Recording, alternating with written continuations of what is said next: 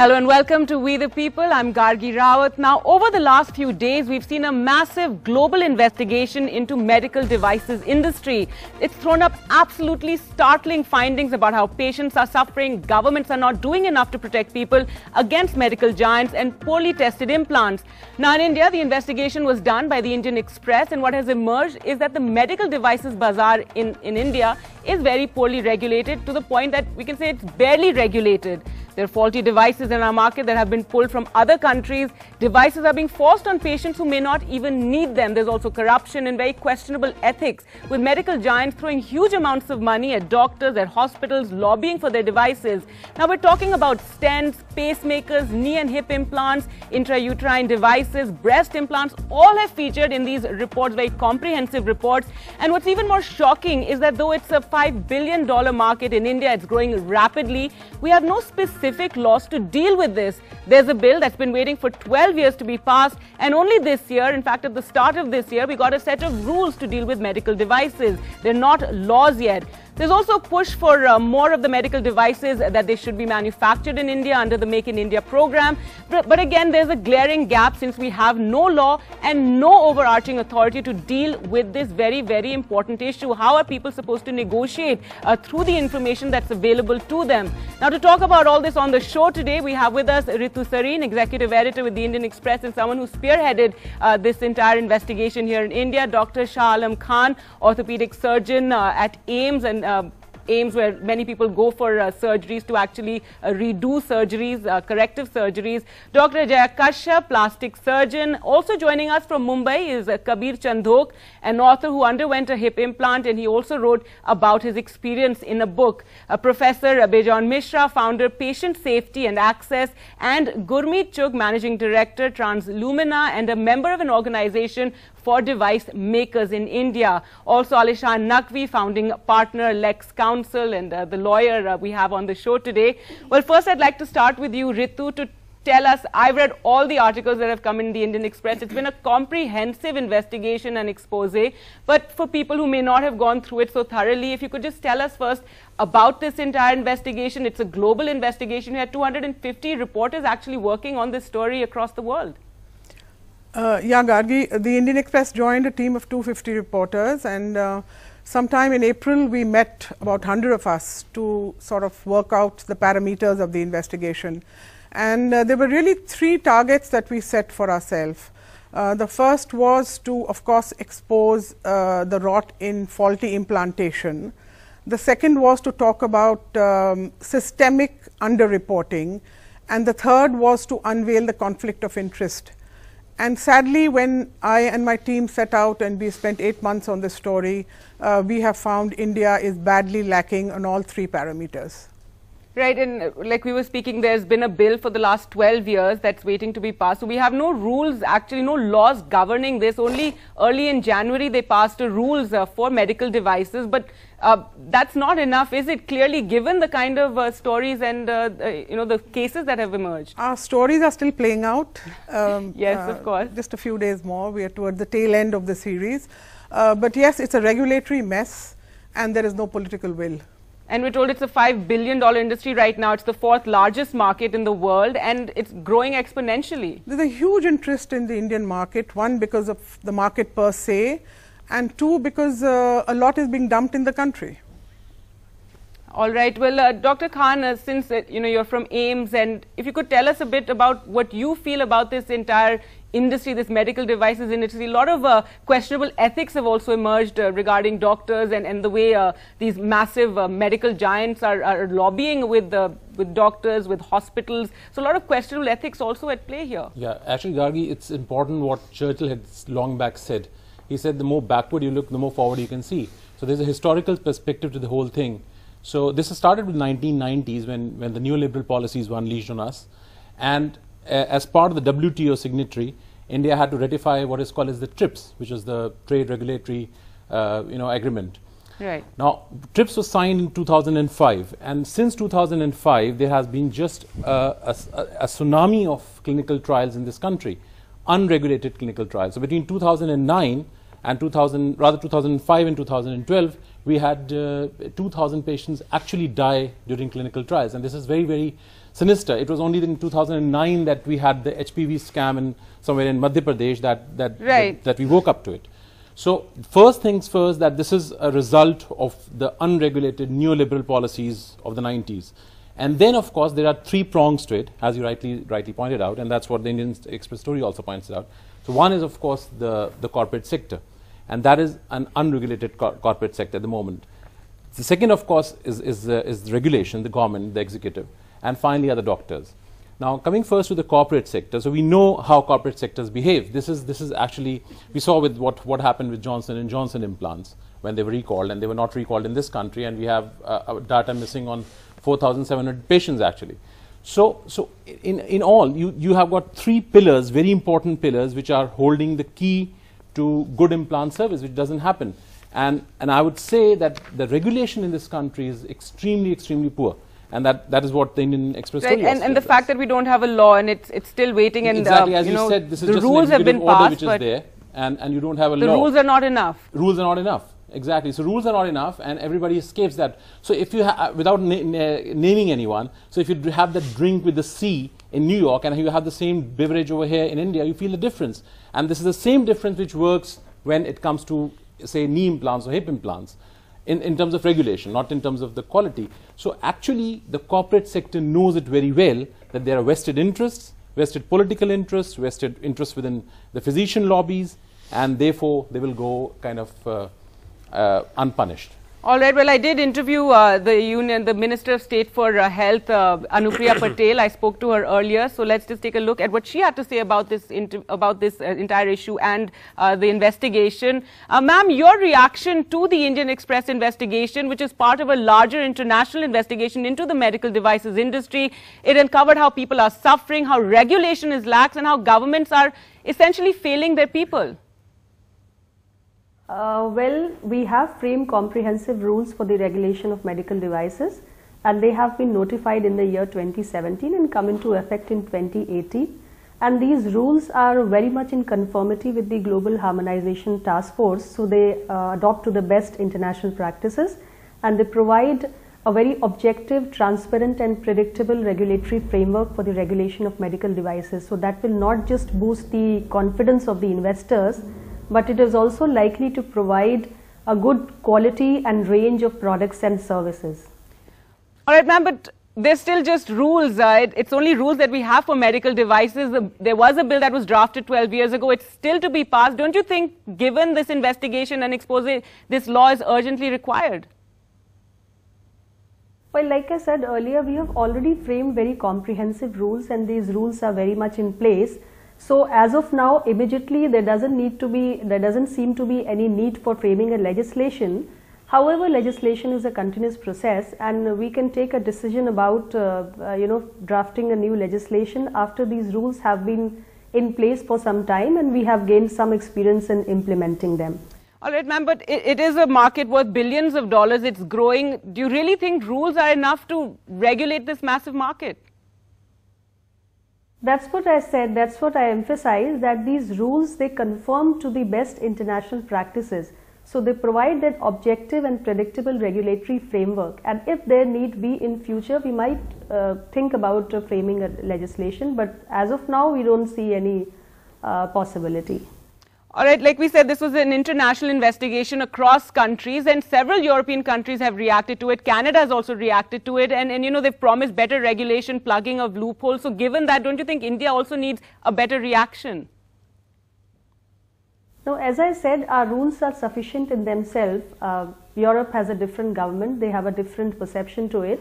But as I said, if there is any need, and after we have gained some experience, we might, if there is any need, we might think of drafting a legislation. But as of now, there doesn't seem to be any need for making a new legislation. Now, what's also been disturbing, ma'am, is that you know, there are devices that have been pulled from other markets. They continue to be sold here in India. We had the case of Johnson & Johnson, the hip implants as well.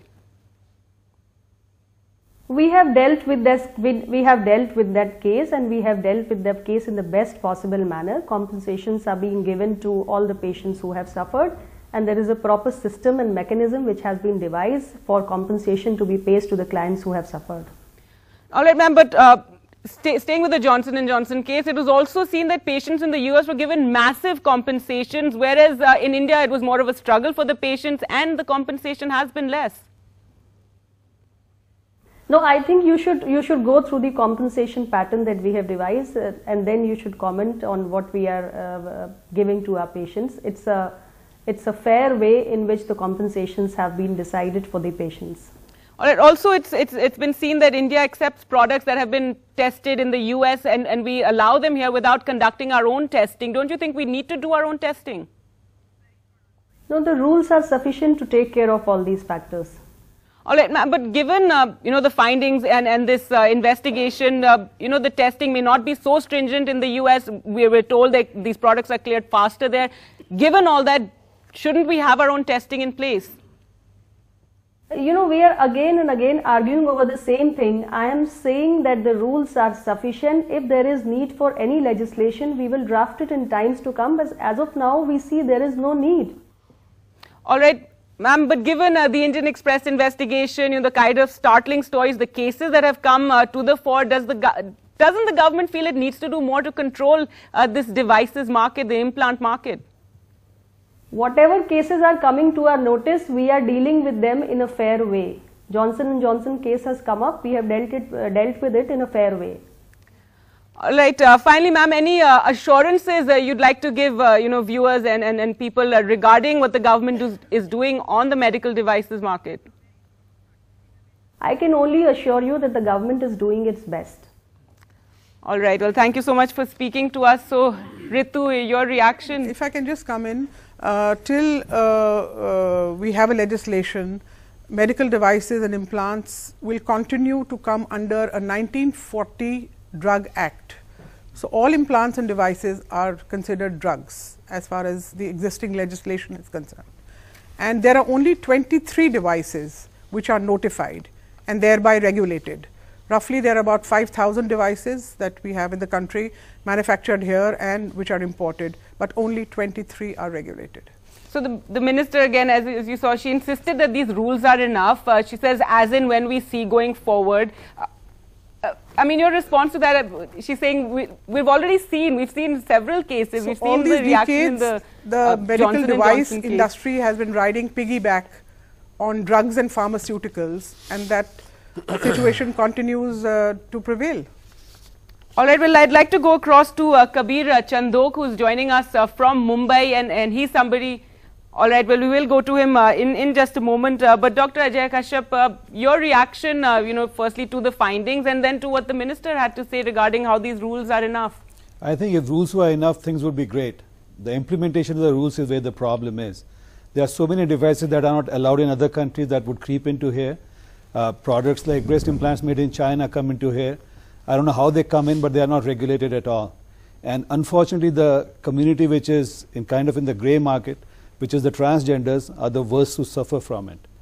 They don't tell anyone, they accept whatever is available, and oftentimes their paying capacity is limited. So they are the ones who suffer the most from it, and there are more complications amongst them. So it's not the implementation of the rules is what's more important, not the rules themselves.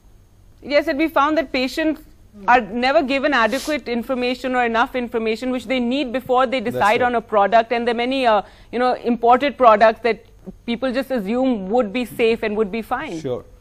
And there are some products that are being made in India, the other implants, chin implants, cheek implants, which are being made here and which are not regulated either. So this is just an unregulated, and as you said, many people don't even come forward to talk about these issues because, let's face it, cosmetic surgery or the breast implants is not something everybody is very comfortable talking about. That's right. That's right. It's a very private affair, and it's kind of the grey market in a lot of places.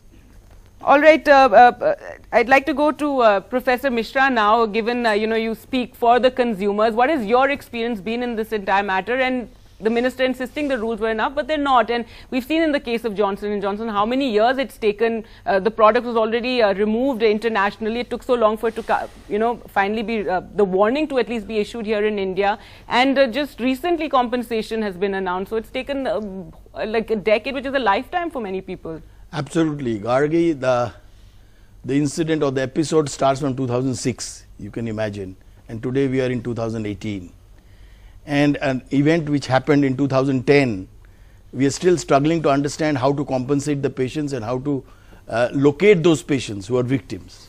You know, but I'm very happy that at least this present government constituted an expert group and looked into this whole issue and came out with a recommendation which has a kind of a standing in terms of what should be done in today's modern technology or in today's legal system.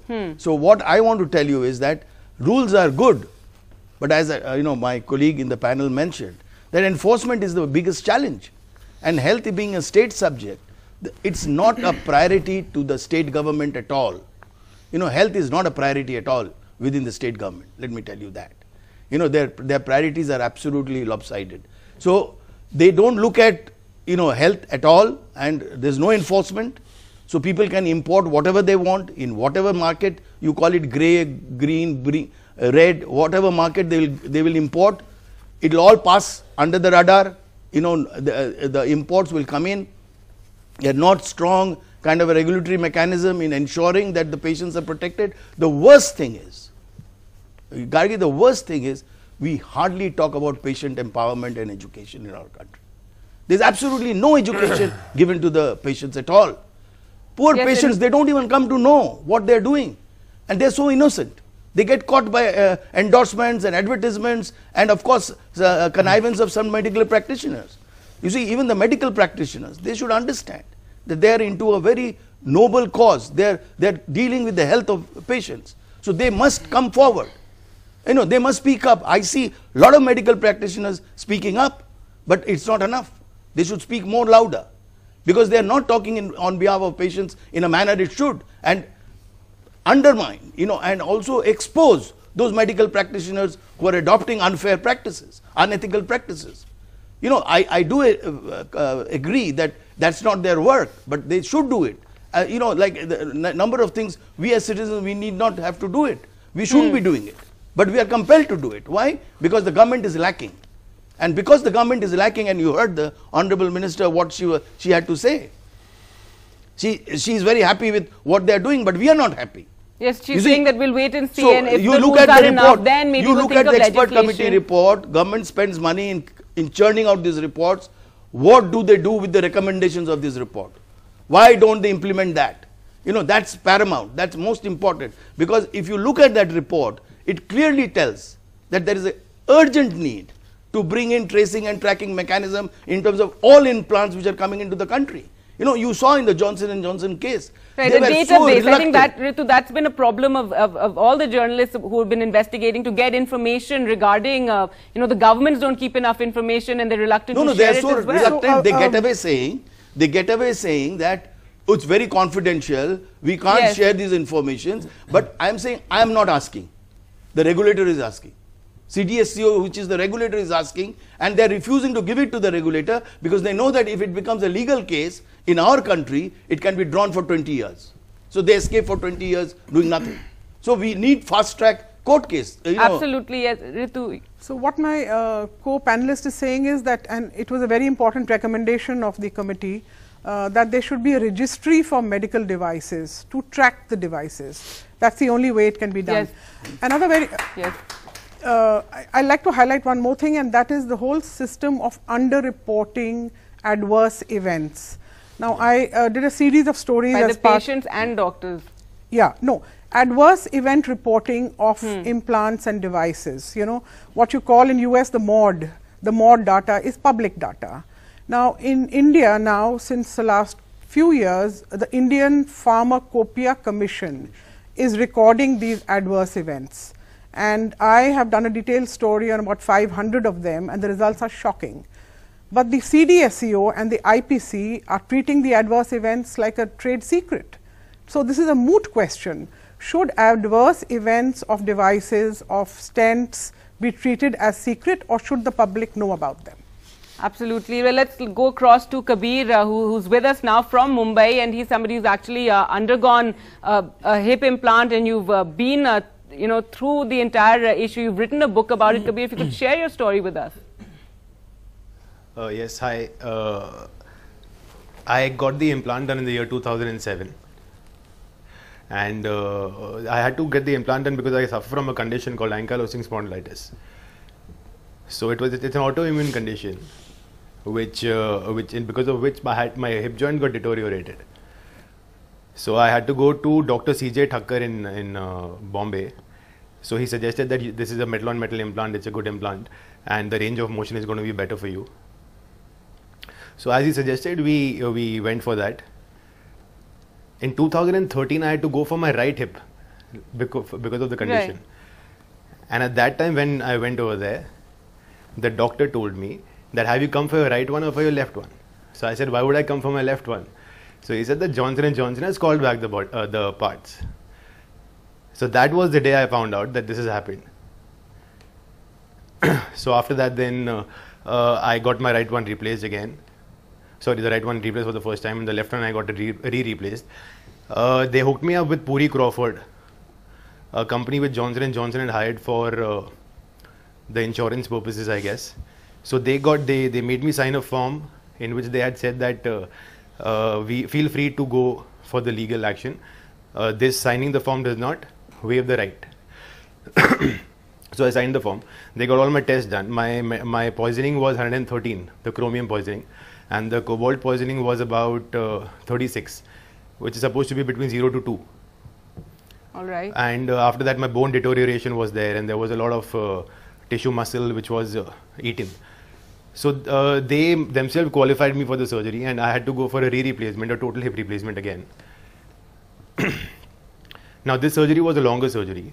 Usually the surgery takes about 4 to 5 hours.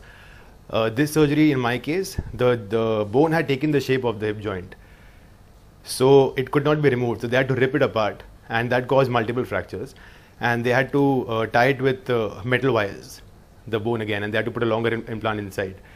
So as a result, the physiotherapy required is much more longer. And even today, if you go to see, my left leg is a little bit thinner than my right leg, although both the legs have had a replacement. Right. So have you received compensation? You write about it in your book as well. You wrote to Johnson & Johnson. You paid for these operations initially, and did you receive some compensation? See, again, I came to know about the compensation part in the newspapers, that Johnson & Johnson has been giving compensation to the patients in the US. And that's how I came to know that reimbursement and compensation are two different things. Right. So what they have done in my case, they have paid for the surgery, for the revision surgery and everything. They got it replaced, but they stopped paying for the physiotherapy onwards because their doctors did not think it was necessary. So after that, I started writing to Johnson & Johnson multiple times. I got no response. I wrote to a few ministries in India. I wrote to many people abroad also. And finally, I got a response from a hard copy letter from Johnson & Johnson saying that on so-and-so date we have reimbursed you, and so-and-so date falana falana. And for the compensation part, you can feel free to go to the Indian legal system. But in my Indian legal system, there is no compensation law. So where do I go? Right. Oh, absolutely. I mean, it's taken so long. No, we have a law. We have the. But for him to struggle by himself, he didn't even know that this product has been recalled. Doesn't the responsibility lie with the doctors or the hospitals to inform patients who've undergone something like this? So the difference also there is, if I may come in. Yes. Sure. There is a difference between having the law to claim a compensation, and there is a difference between your law prescribing a compensation. Anybody can go to the consumer court, file a case and contest it, and get a compensation at the end of the tunnel if they win the case. But there is another thing which happens, which has happened as a reaction right now, I am assuming, where you are prescribing a compensation, which has to be given if somebody has undergone a surgery or got a medical device which is considered faulty. So what is, when the government prescribes a compensation or when a regulator prescribes a compensation, that is a proactive compensation, rather than a compensation for which a patient who has already undergone trauma is forced to struggle in the courts and fight it out on his own expenses for several years. So there is a remarkable difference between the two. All right, but given that this is a product that had been recalled, Johnson & Johnson was paying massive compensations in the United States, shouldn't you know, in India, don't we need a better forum for consumers and for them to actually come forward? The And compensation has still not been paid. Yes. right, it's just now it's It is got just to be recommended. decided. Just a few It's been days ago, announced. they between 30 Gargi, to I'll- 1.2 crores. No, that's a Jan- prescribed formula. Prescribed formula. That's Yes, Just the that's formula has exactly. come. That's what I'm saying. 30 lakhs to. So what you need to- Journalistically, I'd just like to point out that Yes. we have come to this new jargon of revision surgeries. So as part of our investigation, we discovered that the All India Institute of Medical Sciences has a dedicated operation theatre which runs the full day once a week for revision surgeries, Yes, and for that's all ortho the- cases. I mean, that's just amazing. And when I met so many plastic surgeons all over Delhi and Chennai and other parts of the country, many of them said that every second case for breast implantation that they are getting now is one of revision surgery because the original surgery has gone wrong. All right, well, Gurmeet, why don't you come in here as somebody who belongs to the devices market, and you know, you belong to a forum that actually of Indian device makers. You know, what do you feel more can be done, and the industry itself has to be more responsible as well? Yeah, first of all, I'll congratulate Ritu, despite being from the industry, to really bring these issues out. But I'll probably be the odd person out here because I also want to give a balanced perspective here. The first is that now we are attempting complex diseases, and the new devices which we are attempting, these are the devices which will come with possible higher adverse events. So till the time complex disease management will stay, adverse event will stay, recalls will stay. And there is no possibility that you create this and you start creating devices and start attempting higher diseases and you will not have adverse events and recall. So we have to differentiate from blunders which you create where you just don't care about the regulations, and from the devices which have been adequately studied in the preclinical trials, in the human trials, but somehow the post-market surveillance has been weak. Now, one of the reasons why the post-market surveillance sometimes becomes weak, because you must understand that the medical device is not just given by the company to the patient. It has, the medical device is put in the patient by a doctor, so which means that the competence of the doctor, the diagnosis of the doctors, whether he has choose the right medical device, whether the operation was correct, and also the hospital. When as she, one of the investigations shows that breast implants were carried in the basements.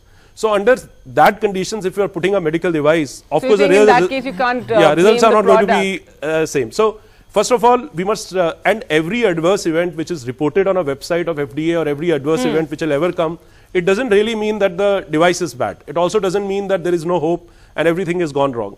The second, when it comes to the regulations, I must say that we also must understand regulation of medical devices actually came to India not by choice. It was a response to a High Court case, which was because of a FDA Maharashtra.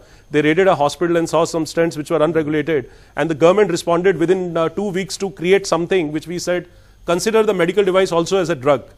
So all this while I'm a manufacturer of drug-eluting stents, so a lot of changes have happened since then. All right, but given that, I mean, but now I think we clearly need a better legal system, you know, given that what patients have been suffering, but, yes, go ahead. Yeah. So I would say, devices. if we really want to solve this, we have to look at 3 different perspectives. Everything, medical device and regulators, they are just one part of the story.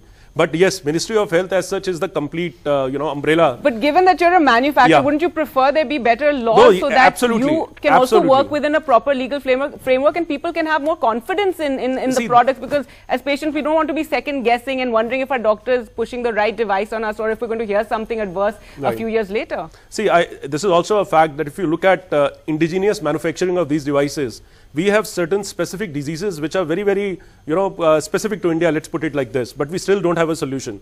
While we are attempting this, a strong law will always help Indian medical device manufacturer because there is a predictability in the system. You know, we are not just not making anything. So when you're talking about Make in India, trying to encourage device and makers, remember, we are just away from a huge landscape change in the whole society with this Ayushman Bharat, where the disease management is going to go multi-pronged, the number of cases, treatments are going to go 10 times, 20 times. And here, so we have to put our act together very, very fast.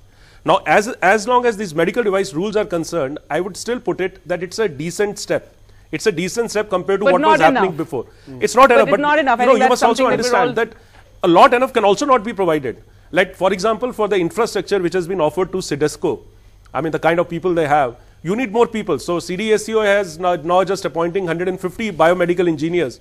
they need couple of years to be trained. You just can't have people coming over and start evaluating these devices. So even if you put rules and regulation in place, who's going to really evaluate the devices? You don't have competent engineers, biomedical engineers, you don't have enough pharmacists who are experts, and it will take time. So I'll say it's a good first step, but I'm sure this is not the end. A lot more has to be done. Yes. Really, Alishan, tell us a bit about your experience. You know, you have a daughter who's diabetic. If you could just share that experience. So I have, unlike various other experiences, I did not have a negative experience. It was in fact a positive experience, and we should, as like he says, no, sure, medical devices are something that are saving millions of people. Yeah, so it was an implant. It's an insulin pump, which is a blessing. It's a very good device because in type 1 diabetes, your body, it's an autoimmune disorder. Your body stops manufacturing insulin, which needs to be given externally by a device. So it's a wonderful device. And in our case, we received from the manufacturer, we received a message that it is to be, it is recalled, and it was replaced the same day. So we were very satisfied and happy with the replacement. That is the kind of proactive approach, in fact, we would like to see from other manufacturers also, if they discover that there is anything faulty. I mean, it's proactive rather than reactionary, which is what we are talking about. And like Ritu, we've seen in these cases that the patients aren't even being informed half the time. Only when they go, when they have problems, and they're going forward to, and then they're even told. I think Kabir's case was quite startling, that the doctor asked left hip or right hip, because he's like, why would I want to get another surgery on my right hip? Even on the insulin implants, I met a very senior doctor in a very premier hospital in Delhi who have a WhatsApp group of all the patients who are using the device, the insulin pump. And they said they contacted the company which contacted the patients. So it is not as if, at least in the case of this batch of patients with this Delhi hospital, the company contacted the doctor. The doctor contacted the company. Okay, so you're saying that's how it happened. Now, Dr. Khan, what's also been very disturbing is the amount of money. These are big, names in this medical devices business that are here, and they have a lot of money to spend on doctors, on lobbying, on hospitals, and all that. But there's supposed to be ethics in place. There was a rule passed in 2009 about doctors receiving favors. Absolutely. And so it's very startling to know the amount of money that's being spent, and that is something that's talked about in your report. So the thing is, we are actually, what I can see from the debate is that we are missing the woods for the tree. Medical implant is not the problem. Medical implant is there to stay, and medical technology is there to stay. The problem is regulation of those implants, regulation of the corporate sector. I reassert, I mean, I'm saying this again and again because that's where the problem lies. So, you know, it's a market which is $5 billion US. It's a market which is there for grabs, you know. And to expect that the corporate sector is going to behave in an ethical, decent way. It's very competitive, this market. It's a competitive market. Let's not think about that. So who has to behave ethically? And that's the regulator. That's the state. The responsibility of the health is with the state. Health of the people is with the state. So state has to enact. State has to bring in legislation. State has to be strict on doctors. So, example, MCI. Now I worked in the UK. There's a body called the GMC, which is the General Medical Council. Now, if you jump at, say for example, if you do a traffic violation in the UK and you do 3 traffic violations in a row, that means 3 points on your licenses, the Traffic Regulatory Authority will write to GMC, if you're a doctor and they know that you are unbecoming of a doctor. And then the GMC will give you a warning letter. Let's talk about India. We have the MCI, you know the mess that the MCI is at the moment. Yes, of course, that's so you cannot just go around, because doctors are people from the society. They are as kind of, gullible as anyone else is. Gullible to money. I'm saying this with a lot of responsibility. Gullible to money, gullible to all sorts of freebies. So this is what you need to understand. So I mean, I agree that it's a noble profession. But is it a noble profession? But that's the thing. Anymore? I mean, patients who are suffering from some problem or their parents, I mean, the last thing you want to be wondering about is, where your doctor is coming from. Is he prescribing you the best form of treatment, or is he being pushed? Is he pushing you because he's under some influence? So that is what happens when you govern through market forces. So the market forces are really taking up everything, and they've even taken up this noble profession, and with an inverted commas, to become what it has become. Yes, doctor. One thing we have to realize is that there are lots of non-qualified doctors who are doing at least the aesthetic procedures. Like breast implants are being done by dentists. Now, I don't know how people check them out, but people don't check them out. The responsibility for the treatment is also the patient's. Make sure that you go to the right doctor and get the right treatment and the right product. you know what product you are getting, because you'll get a little card which says this is the name of the implant, this is the code number, you keep it with yourself. And make sure you go to the right doctors. You cannot go to a dentist for breast implants. All right, so people also, you're saying, have to be more aware. But Jyoti, I'd like to come to you as somebody who's also had a hip replacement surgery, and we're talking about how long it took. Kabir shared his experience of how he was informed. Tell us about when did you realize that there's a problem? After this first surgery, the ASR implant, I started having pain after 4 years. So I started going to different doctors, and they all told me that I will be needing a replacement, but they didn't say why. So then Dr. Neeraj, he told me to go to Dr. Maria again. He said go to him. I went to him with ultrasound, and after seeing that, he saw some loosening in the joint, and he said you will be needing a surgery again. But again, at that time, he didn't say anything about the recall. So you didn't know there was a global recall or then Johnson I came back home and I started studying on the internet. Then I came to know about the recall. And right now, have you had gotten any compensation? Where does it stand? Nothing. And you're part of a group of... We have a case against them in the National Consumer Forum for the last 3 years. We're still fighting it and getting dates, further dates, because we're not getting any response from the J&J company. But the government has recently announced that there is going to be a compensation. And have you? How does that work? Do you even know how you can reach out? No idea. All right. Well, tell us about your experience with your wife underwent the same hip replacement and was also suffering. I was unlucky to have two replacements. Left we used the ASR prosthesis, and the right we used the Pinnacle. Right was done later, and the ASR was done first.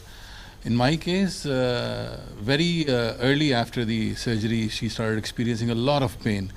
And before the official recall, my surgeon had already suggested a revision on the ASR joint. And because the Pinnacle was doing all right, nothing was said about it. And we kept postponing the revision because of so many other surgeries and so many other problems she was having. And we come to realize now that they could be because of the metal debris which is being deposited in the body and has been aspirated and checked. And when you opted for this operation, you thought it'll be amazing. I went out looking for it. There was so much of propaganda on the net at that time, and it seemed like the best thing to come to mankind, with a bigger ball and no chance of dislocation and a longer lifespan. So I kind of consulted surgeons all over India, Chennai, Bombay, Delhi, and I went, living in Delhi, I went all the way to Bombay to get the surgeries done. My surgeon, thankfully, is a very, very proficient surgeon, and he did a good job. But before the official recall itself, he told me that your wife is going to need a revision in the left one.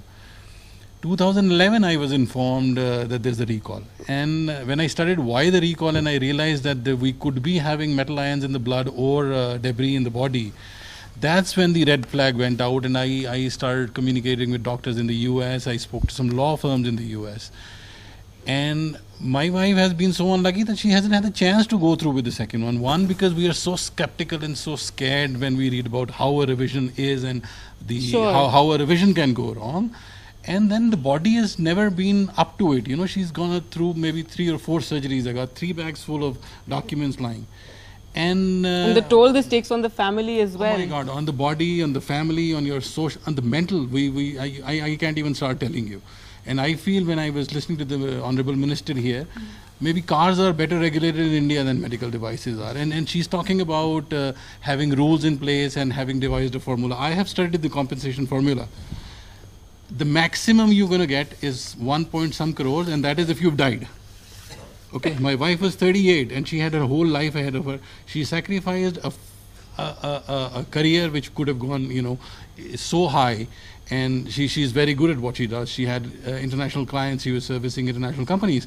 Right. And when we study that formula, and I don't know because I'm also a part of the sufferers group, I don't know of a single person who's been contacted by this committee to devise the formula. All right. So, Professor Mishra, I mean, clearly people are suffering, and there's no proper forum. They struggle, and they don't even realize. They go onto the internet, and then they realize that there's been some issue, and the doctors are also not informing them. You see, what pains us the most is we pay for it. You see, whether it's out of my pocket or it's taxpayers' money, and then nobody is accountable.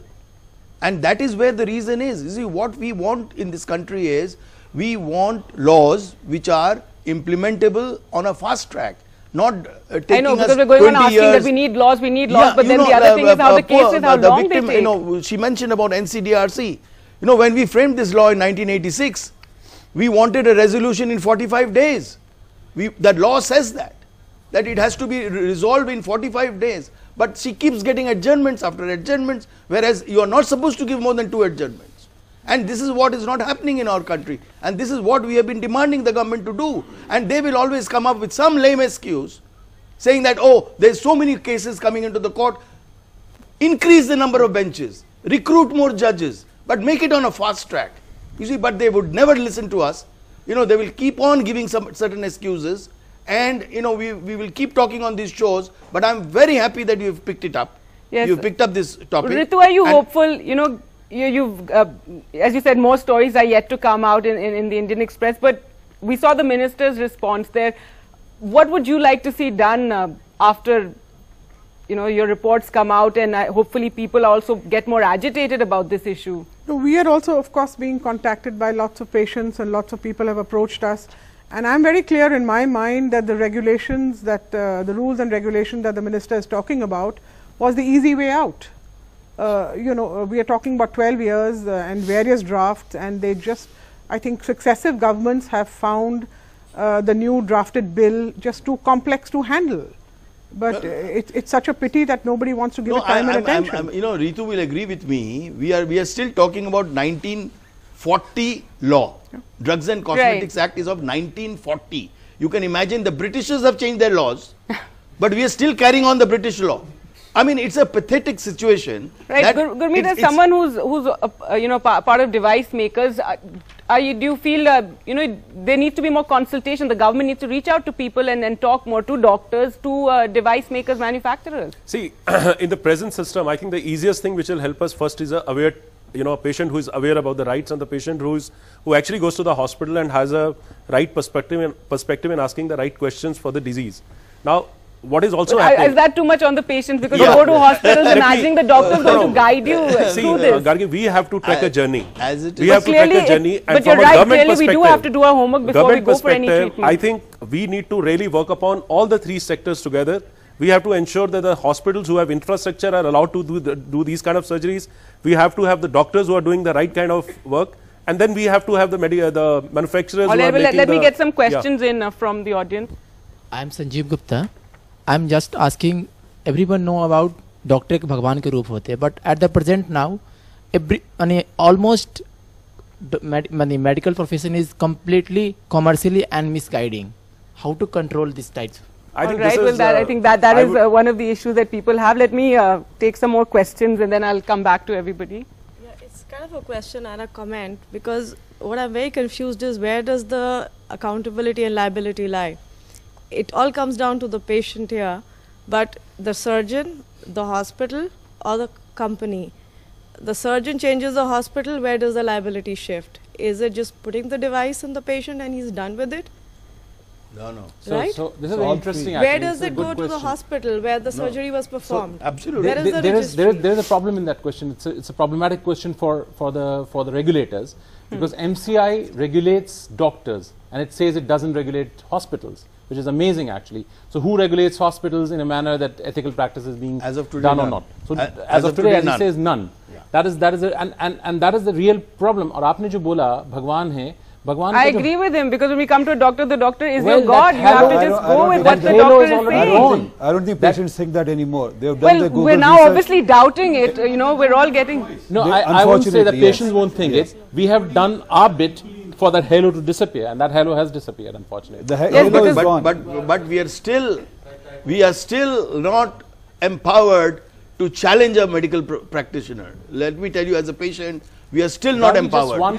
So the only issue is that how do we ensure that a patient who is undermined by anybody in the supply chain, you know, in the medication system, anybody who is involved, all are equally responsible, and that has to come, and the patient has to, at the end of the day, give the certification that yes, I am happy and now I am satisfied that it's going on in the manner which I deserve. Right, but sir, I mean, given the medical requirements in this country, it's very difficult to, you know, challenge doctors or take them on, because you're just waiting for an appointment with a doctor. By the way, there are a number of instances where it's happening. It's gone up to the Supreme Court, where the Supreme Court has given a huge damages to hospitals to be paid to the patient. Sure, but then again, that takes such a long time. myself Asma Sultan, and I'm doing TV journalism. And now at present I'm suffering a lots of problems related with my health. How can I get right health health treatment back? Because everywhere in big hospitals or the eminent doctors I have consulted so many times, but I'm not getting right treatment till this date, and now I'm losing my hairs and suffering lots of problems. So you feel you're not getting proper treatment, and you have to keep going to various doctors and getting different opinions. Yes, go ahead. So I have a comment here. It's like as everyone of you has mentioned about the regulation of the intellectual property rights and patents. So we have seen in the drug area and also in the these devices area, we see a huge disparity between the profits the companies are making. For example, if we are taking the example of the drug. In fact, you spoke about inflated, tenders and prices, and it's being passed on to patients. I mean, what all are the patients supposed to look out for? If we talk about the case of Sofosbuvir, it's like it's the entire treatment for 3 months costs around $150,000. And the same cost is brought down to $100 even then. If we talk about the Andrew Hill formula, the cost of the treatment would be $48 after 40% of profit that the company can still make at $48. So who's gonna calculate the prices of the drug? That is what I said in the beginning. That is how capitalism works, and that is how capitalism is working in the medical device. So I would actually there is this consensus developing that the patient should be educated, the patient should do that. Yes, really. Actually, that is a very elitist concept. Exactly. The kind of patients I see, they can't even speak properly because they have no clue what they are up to, what their disease is, and what I am talking to them, unless I really, get down to a vocabulary which is understandable to them. So to talk about that patient, and we are talking about that group as it was 70 or 80%. And for them, genuinely, Dr. Patients Bhagwan who can appear on NDTV and write books are minuscule. I totally sympathize with him, but they are minuscule. That's maybe just 1%. So we are talking of a country which is vast hinterlands of ignorance. How do we expect to actually educate those patients? Like he said, I really find that bewildering, and that's a very elitist concept to the problem. No, I'll give you a quick response to this. You see, I've been in this movement for the last 35 years now. So the patients have to get themselves mobilized, and that is where we are lacking, because government is not giving enough attention to patient groups to grow and become empowered. You see, that is where what we are saying, like we started a campaign. Patients do need to become more empowered. Now we're winding up the show now. We did a huge campaign. We did a huge campaign. Ritu, final words from you about this, and I'd like to once go back to Kabir as well. We have helplines now. We need to make it more popular. We have got Jago Grah, Jago campaign. Vernacular languages as well. More popular. We have, adverse drug reaction reporting centers.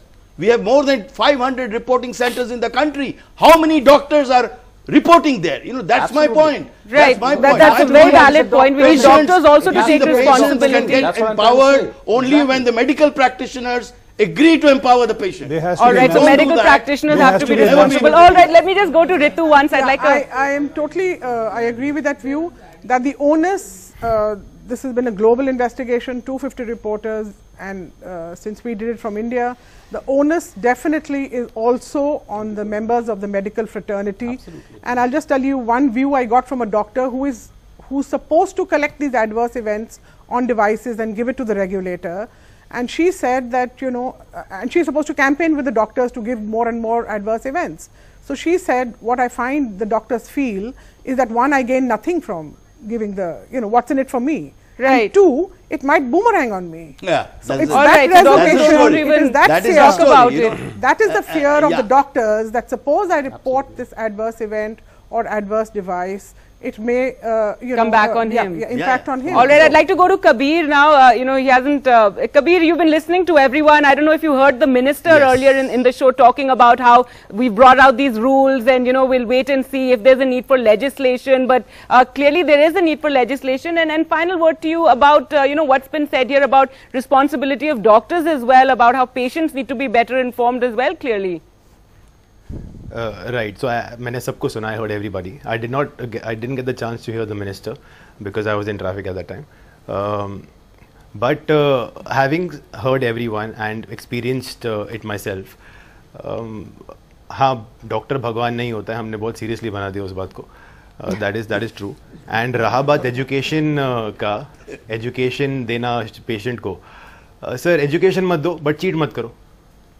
सच बोलो. If my doctor had called me at the right time, मैं क्या बोलता? What would I have told him? Please doctor, thank you for calling me. Why would I have fought with him? So you feel that your doctor should have called you and informed you about this problem with the Johnson & Johnson? Not just the doctor, the hospital, the doctor, I paid the bill to Johnson & Johnson. They have my records. They paid taxes to the country. They know where I live. They're supposed to call me. Absolutely. This has nothing to do with education. Just don't cheat me. Just don't cheat us. I think that's the message, and it's sad that we have to say this about doctors and the health practitioners and the hospitals, but really just don't cheat us and give us the information that we require. Well, thank you so much for coming in, and Ritu, looking forward to your further articles that are coming on this very, very important issue about medical devices, how this massive market in the country needs to be better regulated. We need laws. I think that's the final word on the show today. Thank you all for joining us. Goodbye.